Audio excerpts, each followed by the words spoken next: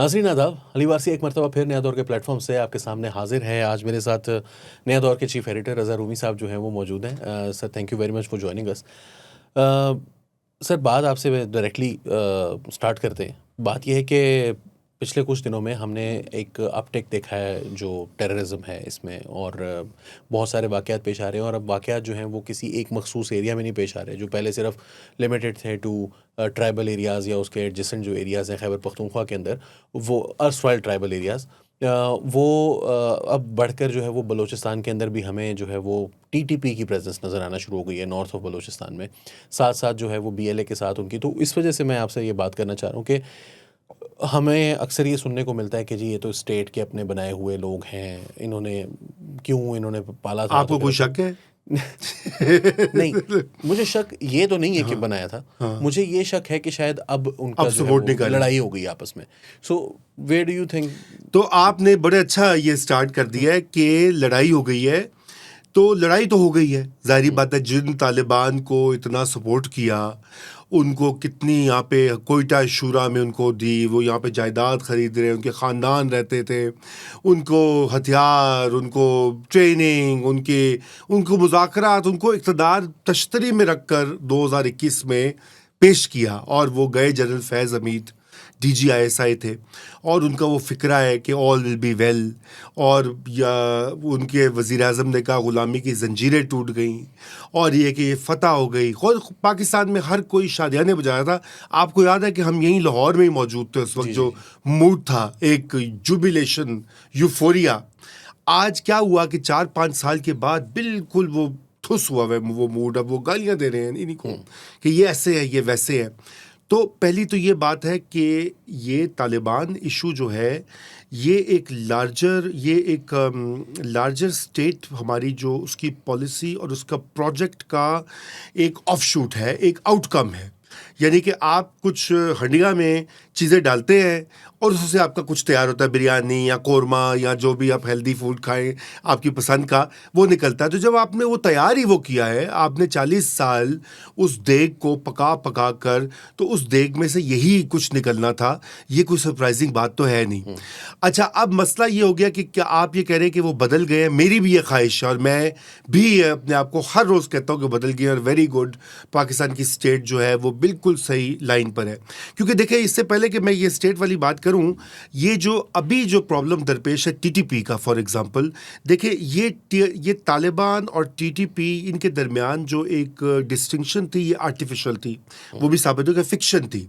तो ये फिक्शन जो है, ये मतवातिर इसको बेचा गया, लोगों को बताया गया। पाकिस्तान में जब ये बनी थी 2007-8 के लगभग इन्होंने ऐलान किया, उस वक्त आपको याद है कि बेनज़ीर भुट्टो शहीद जो हैं वो पाकिस्तान भी आ रही थी, और उस वक्त जो ये इनकी एक्टिविटीज़ बड़ी तेज़ हो गई थी। अच्छा, और फिर ये हमले भी शुरू उन्होंने कर दिए। उन्होंने कहा कि हम अगर ग्वांतानामो बे से बुला के उनको यहाँ पर जो है वो ग्वांतानामो बे से भी किया जी, वो भी किया, लेकिन उसके बावजूद यहाँ पे अच्छा खासा एक पूरी देखे ना, एक फर्टाइल ग्राउंड होता है उसमें। अब आप बाग होता है ना, अगर आपने बागबानी का जिनको शौक होता है उनको पता है कि जब आप मिट्टी को जो है वो तैयार करते हैं, उसमें खाद डालते हैं, कहीं पे बीज डालते हैं, कहीं पे खुदरा बूटे निकल आते हैं, कहीं पे उनके ऑफशूट्स निकल आते हैं, कहीं पे गलती से 4 बीज गिर गए तो एक अजीबो गरीब, आपने देखा कि बड़े बड़े खीरे और टमाटर भी निकल आते खेतों से।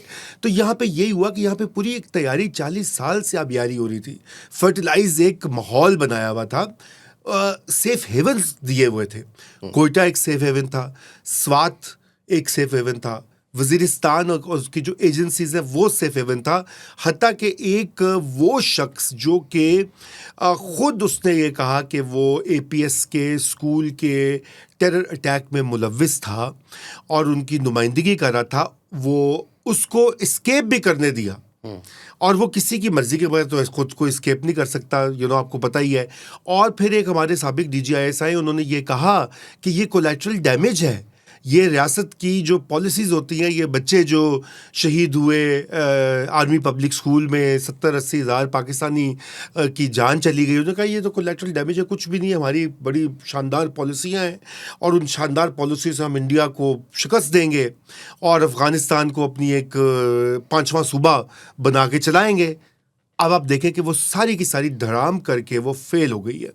अब नई पॉलिसी जो है वो उसकी तश्कील हो रही है, जिससे कुछ उम्मीद पैदा होती है कि शायद जो पिछला वाले ब्लंडर्स हैं उनसे कुछ सबक सीखा जाएगा।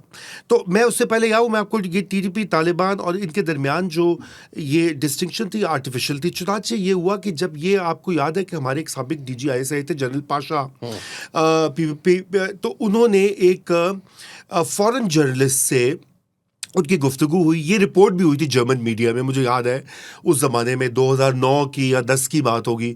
उसमें उन्होंने कहा कि ये तो पेट्रियट्स हैं, TTP जी, आई रिमेंबर, पेट्रियट्स हैं। उन्होंने कहा क्यों?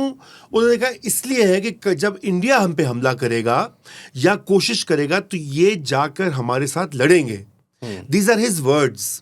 अच्छा, कुछ इनके TTP की जो पुरानी ओल्ड गार्ड थी, उन्होंने भी कोई ऐसे बयान दिए थे कि हम पाकिस्तान के साथ हैं और हम इंडिया का मुकाबला करेंगे। उस वक्त चूंकि अमेरिकन ऑक्यूपेशन थी नेटो की वहाँ पे अफगानिस्तान में, शायद ये वजह थी। अब देखें कि ये सारे वही हैं जो जाके इंडियंस को कह रहे हैं हमारा तो DNA एक है।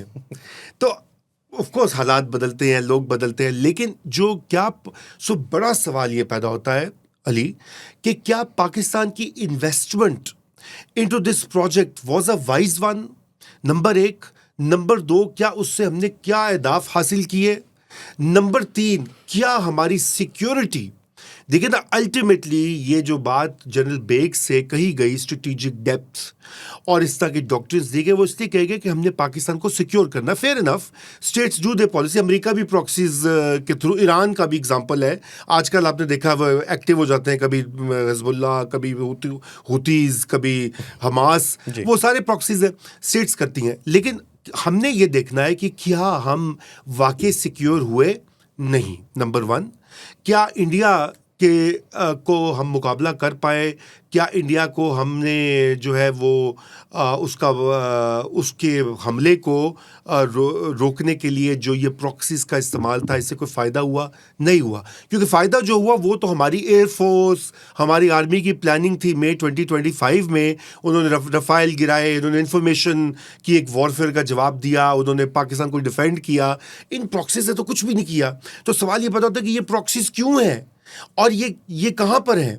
तो अभी भी क्या इनकी तो सर उसमें एक जवाब भी आता है ना, वो ये कहते हैं कि देखें जी, हमारे 4 टोटल नेबर्स हैं। India is much bigger of course, China is huge, bigger than India. Iran जो है वो भी, उसका भी साइज़ जो है वो हमारे से 3 गुना बड़ा है। सो ये 3 जो है वो लिटरली पॉपुलेशन और साइज़ के एतबार से सुपर पावर स्टेटस किसी ना किसी दौर में एंजॉय करती रही हैं। And then there is Afghanistan, जहाँ पर रूस आता है तो हम रूस को भगाने के लिए लग जाते हैं। फिर अब अमेरिका आता है तो हम अमेरिका को भगाते हैं, और जब सब चले जाते हैं तो फिर अब ये जो तालिबान आए हैं ये हमारे से हॉस्टाइल हैं, but this is a price that we are willing to pay. जी देखिए, ये this is a price we are willing to pay. मेरे ख्याल से ये जो बात है, यही इसी बात की रिवीजन होनी चाहिए। ये प्राइस अब अनबेरेबल हो चुकी है, बहुत कॉस्टली हो गई है। ये प्रॉक्सी वॉरफेयर जो ये इसको मतलब इसकी टोटल अबैंडनमेंट की ज़रूरत है। मैं ये नहीं कह रहा, इसका ये मतलब नहीं कि तालिबान को जो इनकी भी काइनेटिक एक्शन के जाके तो वो कार्पेट बॉम्बिंग कर दो, ड्रोन्स भेज के मार दो, एटम बॉम्ब गिरा दो, कतई नहीं, मैं वो बात नहीं कह रहा। लेकिन मेरा ये कहना है कि इससे पहले कि आप अफगानिस्तान में जाके करें, ये सफाई का आगाज़ पाकिस्तान से होना चाहिए। और पाकिस्तान से इस तरह से होना चाहिए कि इसकी जो रूट कॉज जो है, जो उसका बुनियादी इंफ्रास्ट्रक्चर है, वो आइडियोलॉजिकल स्ट्रक्चर है। पहले वो आइडियोलॉजिकल स्ट्रक्चर है कोल्ड वॉर की लेगेसी, जो पूरा एक नेटवर्क है मदारिस का, एक ख़ास सोच का, उसको देखने की ज़रूरत है। नंबर 1। नंबर 2, उनको जो स्टेट फंड्स जा रहे हैं, देखिए दारुल उलूम हकानिया को अभी भी KP गवर्नमेंट फंड कर रही है हर साल। अभी इस साल का बजट मैंने नहीं देखा फिगर्स, लेकिन पिछले साल तक तो उनको बतवातिर पैसे जा रहे हैं। Darul Uloom Haqqania is the mothership, जिसे कहते हैं स्टार वॉर्स की, ऑफ द तालिबान मूवमेंट। ठीक है ना। अब ये मौलाना समीउल हक जो थे, मौलाना फजलुर रहमान जो हैं, जो कि अब एक मॉडरेट डेमोक्रेट, कॉन्स्टिट्यूशनलिस्ट के तौर के ऊपर पाकिस्तान में एक्टिव है। मौलाना समीउल हक का तो इंतकाल हो गया है, इसलिए चले गए वो दुनिया से, आगे उनका हिसाब किताब तो अब अल्लाह ताला ही करेंगे। तो बात ये कि ये इसकी जो आइडियोलॉजिकल बेसिस है वो तो पाकिस्तान है। देखिए ना, जब वो अफगानिस्तान वाले कहते हैं ना कि ये तो पाकिस्तान का इशू है, तो मतलब वो मुबालगा करते हैं, सियासी बात है, लेकिन हकीकत ये कि इसकी सारी जो जो जो थिंकिंग है वो यहाँ हुई है। हाँ, लेकिन सर तो हक्कानीस तो पहले से लड़ रहे थे रूस के खिलाफ। हैबतुल्लाह खूनज़ादा जो हैं वो कंदहार में हैं, वो उनकी हाँ, लेकिन आप देखिए ना, स्ट्रॉन्ग होल्ड्स तो वही हैं। हाँ, लेकिन ये जो सोच है कि एक ये आइडियोलॉजिकल जो एक वॉरफेयर थी, आपको याद है कि मंटो साहब ने 1950s में बेहतरीन लिखे थे चचा साम के नाम खत, वो खुदूद पाकिस्तान बनने के बाद थे, ठीक है ना। और उनमें बड़ी बात उस वक्त वो जाहिर बात है वो भी वो सुन रहे थे, एब्जॉर्ब कर रहे थे जो चैटर हो रहा था अखबारात में, सियासतदानों में, सो कॉल्ड इंटेलेक्चुअल्स पाकिस्तान के, वो हमेशा इस तरह की बेहुदा किस्म की बातें करते रहे। तो मंटो साहब ने ये लिखा कि ए चचा साम, हम आपके काम आवेंगे क्योंकि हम तो एक इस्लामी नजरियाती रियासत हैं और हम इसका कम्युनिज्म का मुकाबला शरीयत से करवाएंगे और हम तैयार देंगे और आप हमें इमदाद दें, आप हमारी सपोर्ट करें। वो एक लुबे लुबाब यही रहा है ना। अच्छा, वो थी 1950s। आप सोचिए ये पॉलिसी तो 79 में, जब उन्होंने 75 में भुट्टो साहब ने एक सेल खोला अफगानिस्तान के हवाले से, उसमें यही था कि भाई गुलबद्दीन हिकमत यार को पेट्रोनाइज किया गया। उन्होंने कहा कि ये कम्युनिस्ट जो वहाँ पे आ गए हैं, दाऊद, वो भुट्टो साहब का फेमस जुमला था, गंजे दाऊद बक बक ना कर, ये रिपोर्ट हुआ था नवाए वक्त और उर्दू के अखबारात में। तो उन्होंने कहा कि हम इनका आइडियोलॉजिकल मुकाबला करेंगे। उससे पहले कश्मीर में भी दो बार 1948 में, 65 में पहले वो भेज चुके थे कि भाई ये जाएंगे जिहादी या लश्कर्स, वो जाके जगह क्लियर कराएंगे, उसके बाद हम इंडिया को हमला करके कश्मीर को ऑक्यूपाई कर लेंगे। दोनों बार नाकाम हुए।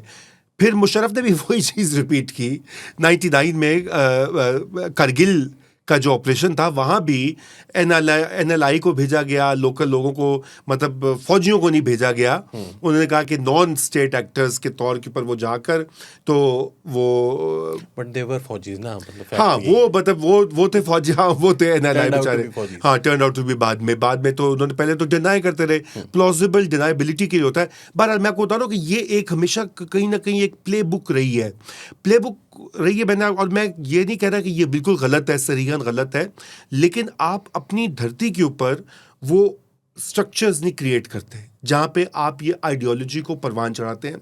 अब यहाँ हुआ ये है कि पख्तूनख्वा में और जो ये एथनिक अफिनिटी की वजह से ये जो आइडियोलॉजिकल ये जो ट्रांसफरेंस हुई है वो बहुत ज़्यादा फैल गई है। उसका एक हमने रुख देखा है, soft Islamist ideas propagated bye Imran Khan, जो बड़े पॉपुलर रहे हैं वहाँ पे, क्योंकि वो यही बात करते रहे कि तो हमारे भाई हैं, बिगड़े हुए हैं, इनको बना लेंगे, गले से लगा लेंगे।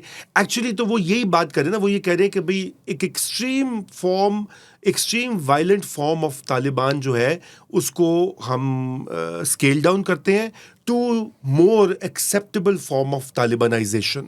हाँ, लेकिन प्रॉब्लम ये है ना सर, वो तो यहाँ ला के बिठा लेते हैं ना फिर आप तालिबान को उस पॉलिसी के तहत। जी, I mean this could be a plausible, या कम से कम क्या कहना चाहिए, वर्केबल सोल्यूशन, जिसके अंदर आप जो है वो एक उनको ये इंसेंटिव देते हैं कि अगर आप जो है ना वो स्टेबल हो जाएंगे तो उसके बाद आप जो है वो आहिस्ता आहिस्ता ये जो प्रॉक्सीज हैं इनके साथ काम करना बंद कर देंगे और टीटीपी को आप त्याग देंगे।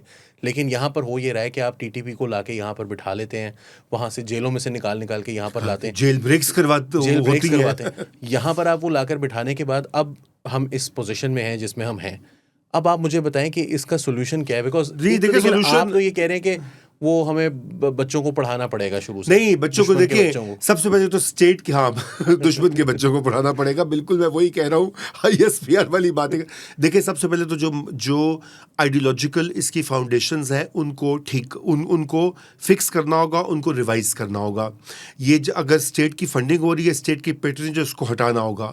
डिलेड है मदरसा रिफॉर्म प्रोजेक्ट, मुशर्रफ के ज़माने से बात हो रही है, 2-3 बार हुआ है, मौलाना फजल रहमान उसके ऊपर इनकार करते हैं, उनकी इजारादारी है, उनको लाना होगा। भाई उनके लिए, उनके साथ तो आप डील कर सकते हैं ना, वो एक ट्रांजैक्शनल काइयाँ सियासतदान हैं, आप उनको कुछ ऑफर करते हैं, उसके बदले में आप ये बात करते हैं। असल में व्हाट, देखिए, ये वो सारी सियासत छोड़ के उसको कहा जाए कि ये कर लो तो वो ज्यादा खुश होगा। नहीं, वो देखें, ये बात नहीं है, उसको ये बात है कि वो मौलाना फजलुर रहमान की लेवरेज है, जैसे कि तालिबान की लेवरेज है टीटीपी, ठीक है। ठीक। अच्छा, मौलाना फजलुर रहमान की लेवरेज है 30-40-50,000 मदरसा नेटवर्क।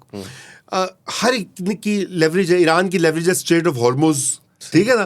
पाकिस्तान की लेवरेज होते थे जिहादीज कश्मीर वाले, हाफिज और ये और वो जो भी इनके नाम और इनके नेटवर्क्स हैं, मुझे तो वो भूल गए हैं सारे। तो बात यह है कि आपने उसको डीलिंग करना है, आपने अपने घर की सफाई करनी है, उसके बगैर ये काम होगा नहीं। नेशनल एक्शन प्लान जो था 2015 का, 11 साल पहले, वो बहुत क्या उसे कहना चाहिए, एम्बिशियस था और बहुत शॉर्ट था, लेकिन वो बिल्कुल सही डायरेक्शन में था। उसका तकरीबन 60-70% इन्हीं चीज़ों से मुतल्लिका था। 2 या 3 इश्यूज थे काइनेटिक एक्शन के। अच्छा, काइनेटिक एक्शन के ऊपर सारा फोकस होता है, वो जो 17 बाकी उसके पॉइंट्स थे वो रद्दी की टोकरी में है। भाई, आप करिकुला की बात करनी है, मदारिस की बात करनी है, सेक्टेरिज्म की बात करनी है, हेट स्पीच की बात करनी है, लाउड स्पीकर के इस्तेमाल की बात करनी है, ये सारी चीज़ें आपने इनको हटाना है, क्योंकि आपने लोगों को ब्रेन वॉश किया है।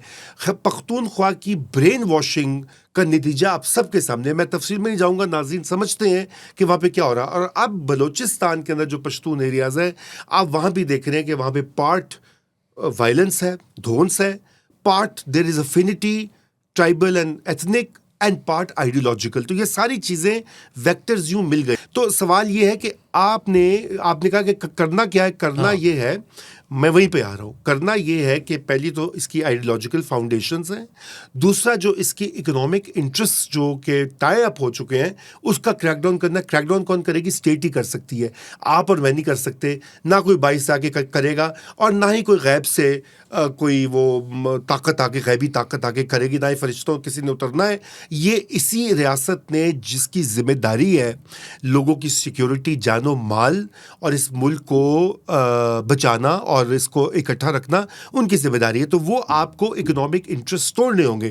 किडनैपिंग, रैंसम, ये सारी जो चीज़ें इसमें सब इन्वॉल्व होते हैं। फिर ये एक पूरा धंधा बन जाता है, गोरख धंधा, जैसे बलोचिस्तान में भी बना हुआ है। वहाँ भी आधा मसला यही है कि वहाँ पे बॉर्डर्स पे स्मगलिंग होती है, और जगहों पे एक्सट्रैक्शन होती है, रैंसम लिया जाता है। बलूचिस्तान के मिनिस्टर्स जाकर तो बीएलए को रैंसम देते हैं, ये रिपोर्ट्स आ गई हुई हैं, लोग वहाँ से रिपोर्ट करते हैं।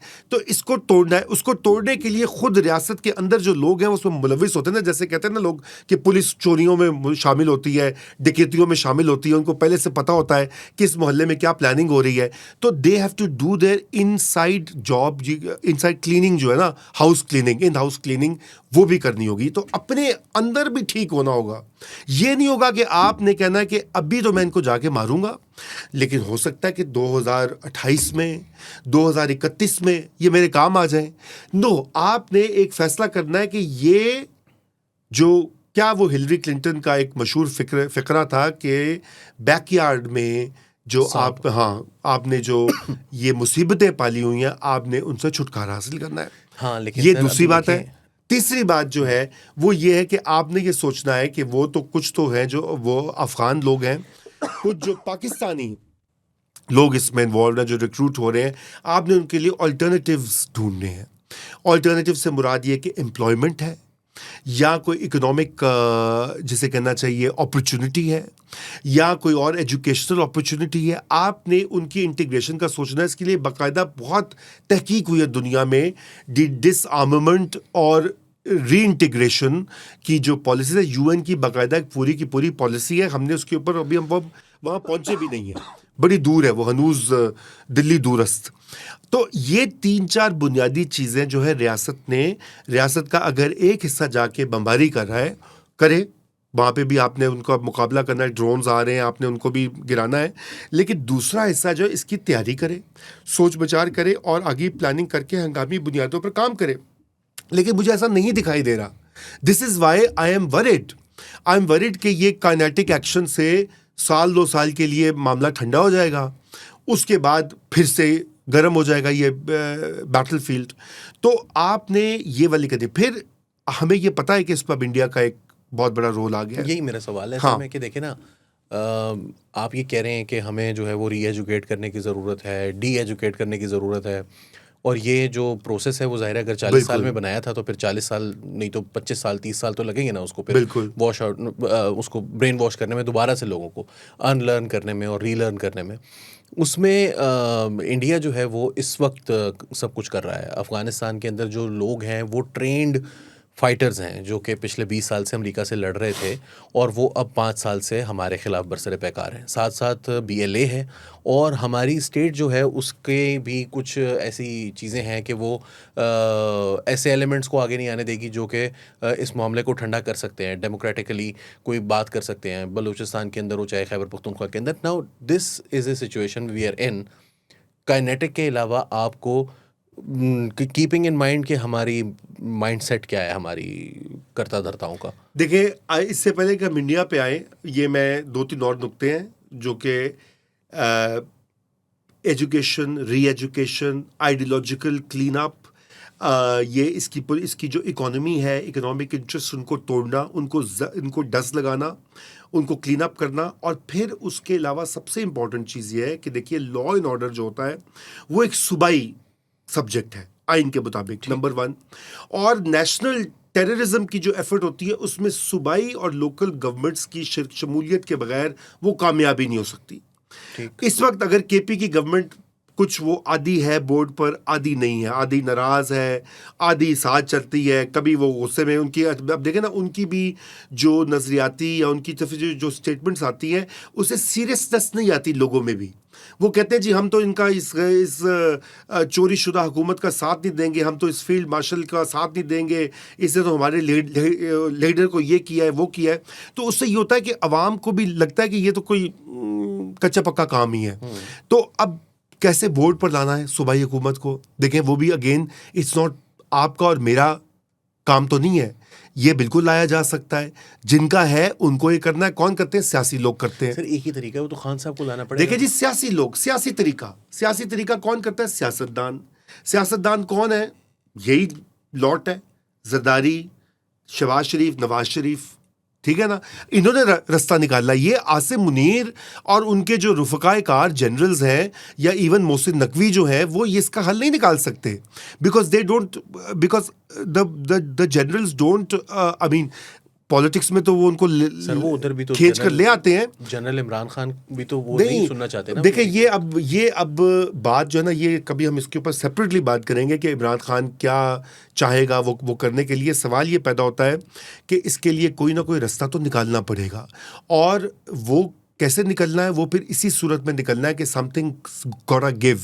आप ये नहीं कर सकते कि आप एक सूबाई हुकूमत जो है वो आपसे नाराज़ है, आपकी एफर्ट्स में शामिल नहीं है, और आप जाके वहाँ पे बमबारी करते हैं, और जब आप बमबारी करते हैं तो सूबाई हुकूमत और उसकी पार्टी जो है वो आपको गालियाँ देती है सोशल मीडिया पे। इमरान खान साहब जो हैं वो एक ज़माने में स्टेट के बड़े फेवरेट चाइल्ड थे, तो उनकी उस वक्त भी यही पॉलिसी थी। मैं अभी बात कर रहा था रफ़ीउल्लाह काकड़ से, वो हमने देखा तो मैंने उसमें मिसाल दी कि भाई 2004 में हमने साउथ वज़ीरिस्तान में ऑपरेशन किया, तो इमरान खान साहब और हमीद गुल जो हैं वो हामिद मीर के प्रोग्राम में आकर और हमें बेगैरत ब्रिगेड वाली बात जो है वो शुरू करते थे, और वो कहते थे कि ये अलकायदा वाले जो हैं वो हालांकि वो अलकायदा के ख़िलाफ़ ऑपरेशन था जी, TTP उस वक्त एग्जिस्ट नहीं करती थी। उन्होंने कहा अब ये यहाँ पर आ गए, इन्होंने यहाँ पर शादियाँ कर ली हैं, तो अब ये हमारे दामाद हैं, लिहाजा अब इनको कुछ नहीं कहा जाए। 2006 का ऑपरेशन है, 2007, 8, 9, 14 हर दफ़ा उनकी एक ल्यूकवर्म किस्म की जो है वो सपोर्ट होती थी। वो उन्होंने तो ये भी कह दिया कि जी क्यानी ने मुझे आके कहा कि वो हम जीत ही नहीं सकते, और 2018 में उनको लाया इसलिए गया था कि ये जो अफ़गानिस्तान की ट्रांजिशन है ये सीमलेस प्रोसेस होना चाहिए और तालिबान को गवर्नमेंट मिलनी चाहिए, और फिर वो 2021 में उन्होंने कहा कि उन्होंने गुलामी की जंजीरें तोड़ दी हैं।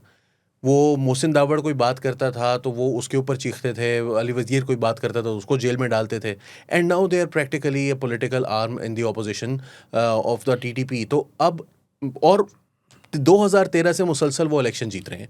आई पर्सनली फील कि खैबर पख्तूनख्वा के अवाम को ये पॉलिसी दुरुस्त लगती है। देखिए, उनको पॉलिसी इसलिए दुरुस्त लगती है कि उनका जो लीडर, उनका जो देखिए PTI एक ऑर्गेनाइज्ड पॉलिटिकल पार्टी तो नहीं है ना, भी साबित हो गया है कि they have not been able to mobilise people. कि जाके वो डियाला के बाहर प्रोटेस्ट करें या बड़े बड़े वो लॉन्ग मार्चेस भी वो ऐलानात और बढ़ के बहुत करते हैं, बट वो ग्राउंड पे ऑर्गेनाइजेशन नहीं है। इस बुनियादी तौर पे कल्ट है।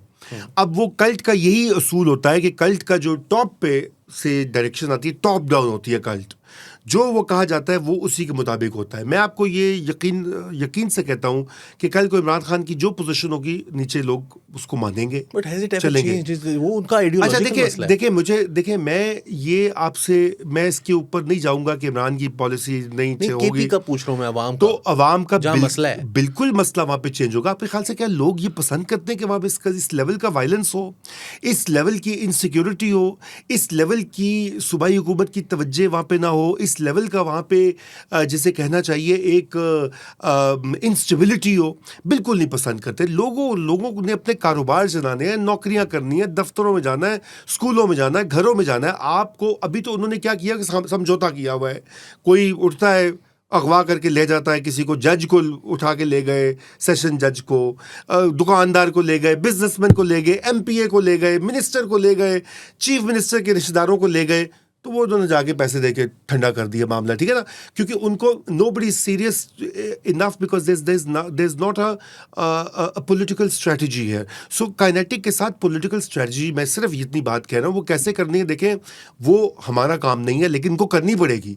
अगर नहीं करेंगे तो यानी कि ये दोनों एक दूसरे के बगैर कामयाब नहीं होगी। खाली पॉलिटिकल स्ट्रेटजी से कुछ नहीं होगा।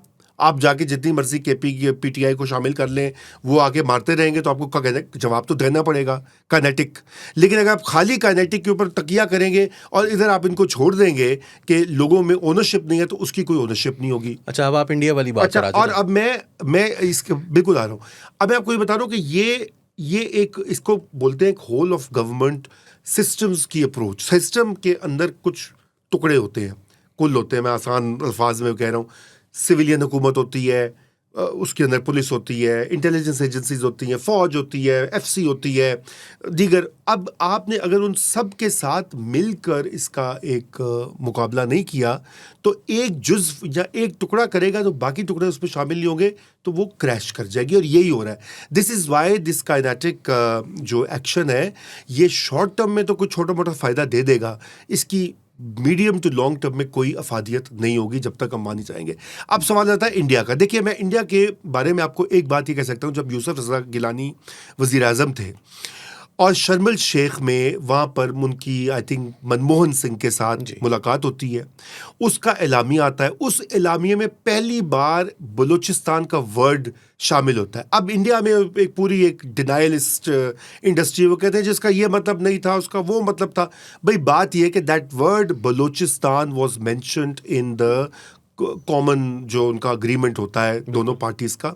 तो इसका मतलब है कि आप वो बात कर सकते हैं, आप वो बात कर सकते हैं, और वो बात करने के लिए आपको कुछ इक़दामात लेने पड़ेंगे। अभी शुरू भी हो गए, छोटे मोटे हल्की फुल्की मौसीकी चल रही है। ये 1.5 और 2 ट्रैक 2 और अनऑफिशियल जो है पार्लेज हो रहे हैं। इससे पहले भी होते रहे हैं, इमरान खान के दौर में भी होते रहे हैं। और क्या वजह है कि अभी क्यों नहीं हो सकते? बिल्कुल हो सकते हैं, लेकिन बात तो वो ये ना कि सीरियसनेस की किस हद तक हम उसमें सीरियस हैं कि हमने वाकई ही ये मामला तय करने थे। अब तो देखें ना, अब तो बड़े सीरियस, अब तो इससे एग्जिस्टेंशियल मसले बन गए, पानी का मसला बन गया है हमारे, ये जिसे कहना चाहिए स्टेबिलिटी, पॉलिटिकल स्टेबिलिटी मतलब दूर रहेगी जब तक ये हम टेररिज्म का मसला नहीं हल करते। और जब तक टेररिज्म है, फॉरेन इन्वेस्टमेंट, लोकल इन्वेस्टमेंट नहीं आएगी जिन इलाकों में आनी चाहिए ताकि वहाँ पे रोजगार के मौके पैदा हों। चुनाचे IMF डिपेंडेंस रहेगी और हम इसी तरह एक विशिष्ट साइकिल में रहेंगे। तो इकोनॉमिक इम्प्रूवमेंट के लिए भी ये तो सबसे बड़ा आर्ग्यूमेंट है, और ये मेरे ख्याल से इसके ऊपर बिल्कुल बात करनी चाहिए। और ये Pakistan has to take the initiative. देखें ना, ये अब हमने हाई कमिश्नर वहाँ से रिकॉल किया था आफ्टर जब ये सारा मामला हुआ था कश्मीर वाला, आर्टिकल 370 वाला, उन्होंने वो किया। अब बात यह कि पाकिस्तान को अपना हाई कमिश्नर वहाँ पे भेजना चाहिए, पाकिस्तान को वो एक सीबीएम होगा, आप देखेंगे, और उसके जवाब में आई एम श्योर कि वो भी भेज देंगे अपना हाई कमिश्नर। आप बातचीत का दरवाज़ा तो खोलें, स्टार्ट तो करें, क्योंकि उसके बगैर ये हल नहीं होगा। अगर हम ये समझते हैं कि बलूचिस्तान के अंदर इंडिया पाकिस्तान की प्रॉक्सी वॉर जारी रहेगी, तो फिर हम अपने ही मुल्क को भट्टी में जला रहे हैं। अफगानिस्तान में चले रहे तो वो और बात है, वो पड़ोस का मुल्क है। लेकिन सर वहाँ से तो इंडस वाटर्स ट्रीटी तक की बात हो रही है कि जी हम उसको मानते ही नहीं है, हम उसको वो नहीं मानते, और हम क्या कहते हैं कि हम उनके डैम्स के ऊपर मिसाइल गिरा देंगे, न्यूक्स चला देंगे। नहीं, तो हम भी तो देखें ना, बात ये है कि किस लेवल पे एस्केलेशन कहाँ पे हो गई है। अब आपको भी पता है कि हमने इसके ऊपर बड़े बड़े एक्सपर्ट से बात की है, 8-10 साल तक वो डैम्स नहीं तैयार होते। बड़ी कुछ जल्दी होगी, कोई शबाज स्पीड लगेगी तो 10 साल में वो जो डैम्स उनके हैं वो तैयार हो गए। उससे भी ज़्यादा 20-20 साल का वो उनके प्लान्स, उन्हें वो तैयारी कर रहे हैं। लेकिन 20 साल हैं, 10 साल हैं, बड़ा टाइम होता है। हमने ये देखना है कि क्या हम अब किस तरीके से, देखिए इस वक्त अमेरिका जो है उसकी गुडविल है हमारे साथ, इस वक्त बरतानिया की गुडविल बड़ी हद तक हमारे साथ है, इस वक्त जो है गल्फ़ की रियासतें उनकी हमारे साथ गुडविल मौजूद है। सऊदी अरेबिया जिसकी बहुत बड़ी इन्वेस्टमेंट है इंडिया में, वो, और उसने कहा भी है पाकिस्तान को कि आप बैक चैनल राब्ता इस्तवार करें और बातचीत करें। चाइना भी हमें यही कह रहा है। देखिए ना, हमारे साथ मैं जो बात आपसे कह रहा हूँ या इस पॉडकास्ट में, यही बात सब लोग कह रहे हैं। चाइना, सऊदी अरेबिया, अमेरिका, मतलब ये एग्जैक्टली वही बात है, कोई नई बात, कोई इसमें मैजिक फॉर्मूला नहीं है। और आई एम श्योर वो इंडिया को भी कह रहे हैं, इंडिया को भी वो यही बात कह रहे हैं जो हमारी इतलात के मुताबिक सऊदीज़ ने यही कहा है। चाइना के साथ तो उनका इस लेवल का नहीं है, लेकिन सऊदीज़ ने भी कहा और अमेरिकन्स ने, और पहले यूएई भी कहता रहा है माजी में। अब मुझे नहीं पता, अब शायद उनका फ़र्क हो गया होगा व्यू, बिकॉज हमारे ताल्लुकात ख़राब है, लेकिन यूएई भी चाहेगा कि भाई ये ना उनको इसमें फंसे ना वो आगे जाकर। और अगर कल को ईरान का मामला हल होता है 1-2 साल के अंदर अंदर, तो ईरान की भी यही ख्वाहिश होगी, क्योंकि ईरान भी चाहता है कि दोनों के साथ कारोबार करे, सब रियासतें ये चाहती हैं। और हमारे भी यही अप्रोच होनी चाहिए। अगर हमने जियो इकोनॉमिक्स पे जाना है तो हमें कॉन्फ्लिक्ट को मैनेज करना है। अब हम दुनिया में तो जाकर अमन जो है वो इस्तवार करवा रहे हैं, मुज़ाकरात करवा रहे हैं, सालिसी करवा रहे हैं, अपने मुल्क में भी कर सकते हैं भाई, बलोचों के साथ भी कर सकते हैं, और ये इधर अफ़गानिस्तान के साथ भी कर सकते हैं। कोई अनथिंकेबल बातें नहीं है। बात फिर वहीं पे आ जाती है, और जो सबसे अहम पॉइंट है इन तमाम नुकात हमने जो बात की, education, deradicalisation, integration, police, provincial government, local ownership के पॉलिटिकल सोल्यूशन जो है वो फ्रेम करना पड़ेगा। पॉलिटिकल सोल्यूशन जो होता है वो जनरल्स का काम नहीं होता। Generals are part of it, अभी तो है वो, बिल्कुल हर चीज़ में शामिल है वो, they are part of it, वो उसका एक जुज़्व है, एक पिलर है। बाकी काम सियासतदानों ने करना है। आप देखें कि अभी तक कितना कुछ हुआ है बलूचिस्तान में, हमने जरदारी साहब से कोई चीज़ नहीं सुनी, एक लफ्ज़ नहीं सुना। यहाँ बिलावल भुट्टो ने भी बहुत ही म्यूटेड 1-2 बार उन्होंने मजम्मत के बयानात वगैरह दिए हैं, कोई इसके ऊपर बात नहीं सुनी। एक ज़माना था कि मेंगल साहब से नवाज शरीफ फ़ोन करते थे, मालिक को, डॉक्टर मालिक के पास जाते थे या डॉक्टर मालिक आते थे लाहौर। एक ज़माना था कि जरदारी साहब अपने बलोच सरदारों को कॉल करके अपने फ्रेंड्स को जो उनके साथ हैं उनसे बातचीत करते थे, वो कहते थे मैं ये हल कराऊंगा। इस वक्त उन्होंने बिल्कुल बैक सीट ली हुई है। अब वो क्या उन्होंने फील्ड मार्शल के डर से ली है या फील्ड मार्शल ने उनको कहा है, I think they just think कि भाई आप इसको डील करें। वो भी पुराने काया सियासतदान है, देर एग्जॉस्टेड आई गेस। नहीं एग्जॉस्टेड नहीं है, हर इनिशिएटिव को अगर आपने स्कटल ही करना है तो फिर वो कहते हैं कि अच्छा दफा करो। कुछ ये भी है मामला, स्कटल भी करने का मामला है, और कुछ एक ये इसमें एक हिकमत अमली भी होती है। इसमें एक हिकमत अमली ये होती है कि अच्छा आप करके देखें ना, आपसे होता है कि आपसे तुमसे ना हो, क्या वो डायलॉग है, तुमसे ना होगा तो जो आप मुझे कहते थे अली इसको करने दो इसको करने दो, तुमसे तो करने दो। एग्जैक्टली। तो बात ये है कि वो उनको कह रही जाओ करके दिखाओ, 100 बिस्मिल्लाह, हम बैठे हुए हैं, ठीक है ना, अल्टीमेटली आपने आना हमारे पास है। सर आपको लगता है कि ये आप कोई पॉजिटिव बात कर सकते हैं यहाँ पे, इस मतलब आपको लगता है कि ये फ्यूचर में पॉजिटिव बात as in what? There is a possibility कि हमारी स्टेट इन सारे मसाइल को समझकर इसके वाक़तन हकीकी जो हल हैं उनकी तरफ जाने की कोशिश करेगी, उसको बहुत सारी जगहों पर अपने कुछ मफादात जो हैं, जो कि मिलिट्री मफादात नहीं है, वो मुआशी मफादात हैं, और वो उसमें हमारी अशराफिया के तमाम सेक्शंस जो है वो शामिल हैं, वो अपने अपने मफादात को छोड़कर वो कहेंगे कि नहीं, हमने पाकिस्तान को बचाना है। देखिए, ऑप्टिमिज्म तो यही कहता है कि रैशनल सेल्फ इंटरेस्ट जिसे उसकी थ्योरी होती है, और पाकिस्तान की जो मिलिट्री है वो भी एक रैशनल इंस्टीट्यूशन है। वो भी अपने मफादात, क्योंकि उसके मफादात पाकिस्तान से हैं। अगर पाकिस्तान मुत्तहद है, पाकिस्तान स्टेबल है, तो आर्मी भी स्टेबल है, मुत्तहद है, और उसको फंड्स भी मिल रहे हैं और उसका टैका भी है। अगर पाकिस्तान ही उसको नुकसान पहुंचेगा, उसके हिस्से बकरे खुदा ना खास्ता हो, या उसको डस्ट लग रही हो, तो it also affects the future of the military. बिल्कुल, आई एम श्योर जनरल्स ये सोच रहे हैं। मगर प्रॉब्लम इधर ये है कि इधर हर एक का टाइम होराइजन जो है ना, वो है 2-3 साल। अब इशू यहाँ पे ये, अब फील्ड मार्शल का ये हुआ है कि जो लोगों ने कहा एक्सटेंशन पर बड़ी बहस हुई, उसकी यकीनन नेगेटिव साइड भी है कि नीचे जो अफसर बैठे होते हैं वो खफा हो जाते हैं, उनका गुस्सा उबलता है। लेकिन उसकी पॉजिटिव साइड ये है कि at least field marshal is there in the saddle, वो फैसले कर रहे हैं। उनको पता कि जी मैं तो हूँ, अगले 2030 तक तो हूँ, शायद 5 साल और भी आगे लोग कहते हैं, उनको हमेशा ठीक है ना। तो हाँ, सर। तो इस वक्त मेरे ख्याल से ज़्यादा जिम्मेदारी, let me be very clear, वो फील्ड मार्शल पर आयद होती है। बिकॉज हकीकत ये है कि फील्ड मार्शल के पास जो पावर है वो बाकी स्टेट के एलिमेंट्स के पास नहीं है। अब वो है कि वो सही है गलत है, मैं उसमें नहीं जा रहा, उसके ऊपर भी बहस हो सकती है, क्योंकि बहुत से लोग ये कहते हैं कि नहीं होनी चाहिए, आइन तो ये नहीं कहता। मैं उस डिबेट में जाता ही नहीं हूँ। मैं कहता हूँ कि वो एक गिवन है, ठीक है। वो जैसे हम इकोनॉमिक्स कहते हैं, हाँ थ्योरम होता है ना, हाँ, कि बस थिंग्स एज दे आर। वो एक गिवन है कि फील्ड मार्शल के पास डंडा है, फील्ड मार्शल का खिताब है, ताहयात इम्यूनिटी है और लंबा टेन्योर है, इसलिए उन पर जिम्मेदारी आ जाती है। और इसलिए अब ये जिम्मेदारी आती है, इसलिए अभी वो उन्होंने आलमी स्टेज पर तो अपनी जिम्मेदारी अच्छी निभाई है और लोगों ने उनकी तारीफों के पुल बांध दिए। लेकिन क्या वो डोमेस्टिक लेवल पर पाकिस्तान के अंदर उसी तरह का रोल अदा कर सकते हैं? अब ये आने वाले साल बताएंगे। और उसमें सबसे की जो मसला है वो ये मसला है दहशतगर्दी का, सियासी सोल्यूशन के लिए स्पेस देने का, और इस मुल्क को दोबारा से पटरी पे डालने के लिए आपको थोड़ा सा पीछे हटना पड़ेगा और सियासतदानों को एम्पावर करना होगा। आप रखें अपनी सालिसी, बिल्कुल करें, आप रफ़ाइल और बनाएं, आप J-17 बना के बेचें दुनिया को, आप ट्रंप के साथ बिल्कुल नाश्ता करें, सब कुछ करें। लेकिन यहाँ की जो सियासी पार्टीज़ हैं, कुव्वतें हैं, जो इंटेलिजेंशिया है, मीडिया है, सिविल सोसाइटी है, उसको स्पेस दें, थोड़ी सी पीछे हट जाए।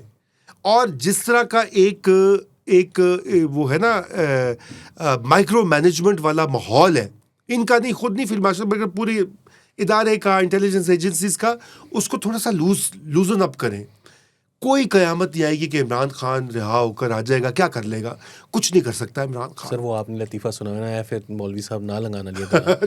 तो वही वाली बात है। नहीं तो देखिए ना, ये बता लूजनिंग अप ऑफ कंट्रोल, वो तो नहीं आइडियल नहीं। देखिए आइडियल सॉल्यूशन है ना कि एक तो ये होता कि सियासतदान सीज करें, जैसे मियाँ साहब कोशिश करते थे, निकाले जाते थे, उससे सबक सीख कर इन्होंने कहा कि बिल्कुल हमने हाथ नहीं लगाना, let it be, enjoy the power and perks, chief ministerships, prime ministership, presidency वगैरह वगैरह, मिनिस्ट्रीज। तो अब वो तो निकल गई सूरत हाल, ठीक है ना। तो फिर यही सूरत हाल है ना कि यहाँ पे खुद वो स्टॉक टेकिंग करें, जिनके पास पावर है उनसे हम मुतालबा ये कर रहे हैं कि भाई आप बिल्कुल सिक्योरिटी में आपका रोल है, फॉरेन पॉलिसी में आपका रोल है, पाकिस्तान की एटॉमिक प्रोग्राम में आपका रोल है, एयरफोर्स को आप बिल्ड करें। लेकिन जो सियासी मसाइल हैं, बलूचिस्तान का एक मसला सियासी भी है, इंडिया की मदाखलत भी है, तो जो सियासी काम है वो तो सियासतदानों ने करना है। Nobody else is going to do it. And same goes for KP affairs. उसमें इमरान से बात करनी है, उसको निकालना है या नहीं निकालना, उनकी बेगम को रिहा करना है कि नहीं करना, उनको क्या सोल्यूशन देना है, ये सियासतदान फैसला करेंगे। फीलर्स भी आते हैं जरदारी साहब की तरफ से भी, नवाज शरीफ की तरफ से, हालांकि वो खौफजदा है इमरान से कि अगर वो आकर दोबारा से अपनी इंतकामी पॉलिसी पर गामजन होगा। उसके बावजूद मेरे ये पक्की इतलात है कि वहाँ पर ये बात हुई है नवाज शरीफ के करीबी सर्कल्स में कि इसका हमने क्या करना है, हमने क्या बिल्कुल ये इसको अलाउ करना है, क्योंकि कल को दोबारा से ये तो एक रिपीट होगा साइकिल। और जरदारी साहब तो तैयार होते हैं हमेशा डील्स के लिए, जोड़ तोड़ के लिए कि अगर वो कहते हैं, देखा हुआ है पहले भी, हाँ, इसको वो क्या कहते हैं हम कर लेंगे, हाँ। वी कैन हैंडल हिम, ठीक है ना। तो बात है, अब अगर सियासतदान ये सोच रहे हैं तो ठीक है ना, तो बिल्कुल वो कुछ नहीं कर सकेगा। मैं आपको बताऊं कि उस वक्त इमरान खान जो कर रहे थे, जब वो इक़्तिदार से निकाले गए थे, वो इदारे के अंदर से लोगों की मावनत के बगैर नहीं वो कर रहे थे। जनरल फैज़ हमीद एक उसका नाम थे, लेकिन कई और आपको पता है 300-400 लोग जो हैं उनकी सफाई की गई, छांटी की गई, वो उनके सर पे कहते थे। 2 और कोर कमांडर्स उनके पीछे लगे हुए थे, हमने वो देख लिया, वो बाद में लगे, ठीक है ना। तो अब वो क्लीन अप हो चुका है, अब वो थ्रेट नहीं है कि अंदर से साजिश होगी आसिम मुनीर के खिलाफ उसको निकालने के लिए जो पहले की जा रही थी। या चलिए, अगर आपने वो नहीं करना तो फिर उसकी कॉस्ट बेयर करने का कोई मरहम पट्टी, कोई पैलेटिव पिल निकालिए कि आपने लोगों को हाई टैक्सेस, इन्फ्लेशन में स्क्वीज भी किया हुआ है, और इधर से आप कोई रास्ता भी नहीं निकाल रहे, टेररिज्म उसके ऊपर से आ गया है, इन्वेस्टमेंट हो नहीं रही, और ये कि लोगों में एक नेगेटिविटी है। देखिए ना, मैं जब बाहर था तो बाहर मैं मीडिया पढ़ा था कि पाकिस्तान की वाह वाह बल्ले बल्ले हो रही थी, तो मैं भी बहुत खुश हो रहा था। मैं जब से आया हूँ वापस और लोगों से मिल रहा हूँ, और मुझे यासियत और मायूसी के जो बादल हैं वो और भी गहरे दिखाई दे रहे हैं। लोग कह रहे हैं हाँ वो अच्छा किया ईरान में, लेकिन मेरा तो पेट्रोल नहीं, उसकी वजह है ना सर, वो आप अगर लेवीज बढ़ा देते हैं बैठे बिठाए, पेट्रोल की कीमतें जो हैं वो हो सकती हैं 260 270 पर, लेकिन आप उसको 300 की जगह ले जाते हैं 313 पे, 314 पे, और आप जो है वो अपने बच्चों को ब्लू पासपोर्ट, अपनी बीवियों को ब्लू पासपोर्ट, अपने से पिछले वालों के लिए ब्लू पासपोर्ट, अपने से अगले वालों के लिए ब्लू पासपोर्ट। तो हमने तो जो है वो यहाँ पर और it is happening under Asim Munir's watch.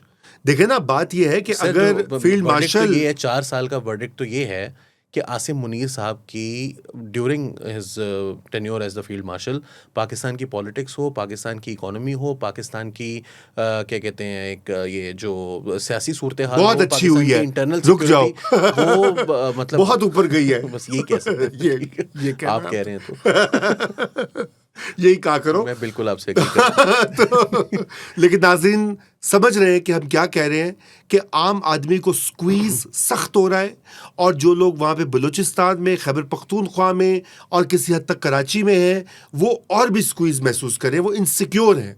इसके लिए सिक्योरिटी अगर आप मुल्क के अंदर नहीं बहाल करेंगे तो कुछ फिक्स नहीं होगा। उसके लिए आपको रूट कॉज पे जाना पड़ेगा। ये सरफेस लेवल की जो काइनेटिक एक्शन है, ये इसको जारी रखें, लेकिन असल बात जो है वो वहीं पे आ जाती है जहाँ पे। बिल्कुल, और असल बात यही है कि जो सबसे आखिर में रज़ा साहब ने कही कि इंटरनल सिक्योरिटी और मुल्क के अंदर की सियासत, मुल्क के अंदर की मईशत, मुल्क के अंदर के लोगों की जो हालात हैं, वो जब तक इम्प्रूव नहीं होंगे, बाहर से आपकी जितनी मर्जी आप कामयाबियाँ हासिल कर लें, जो थ्रेट है वो वहीं पर बरकरार रहेगा। सर बहुत शुक्रिया हमें ज्वाइन करने के लिए। आपको अगर वीडियो पसंद आई हो तो लाइक कीजिए, शेयर कीजिए। फिलहाल के लिए नया दौर के प्लेटफॉर्म से अली वारसी को इजाज़त दीजिए। आदाब।